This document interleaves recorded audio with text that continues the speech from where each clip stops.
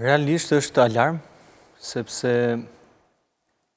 duke qenë se nuk u bë një ligj që kontrollon këtë gjë apo që rregullon këtë gjë, është pak alarmante se nuk e dim se kush do jetë institucioni apo personi që mund të kërkoj bllokime apo censur, a do bëhet me ligj, a do bëhet me vendim qeverie, a do bëhet nga një komision NAKEP, a do bëhet nga CESKU.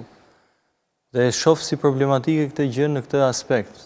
Ndërsa për pjesën teknike, du të sqarojmë disa gjëra që DPI-a nuk është realisht një pajisje monitorimi që monitoron komunikimet e WhatsApp-it, sinjalit, Telegramit, apo Messengerit, Facebookut. Pra në këtë aspekt jemi të sigurt, nuk na kanoset në një... Kjo pjesë është e sigurt, sepse po t'jap një shembull konkret, ku jo më larg se para pak muajsh CEO i Telegram u arrestua në Francë, u detyrua të ndryshojë disa politikat privatësisë të aplikacionit të tij që të lirojë.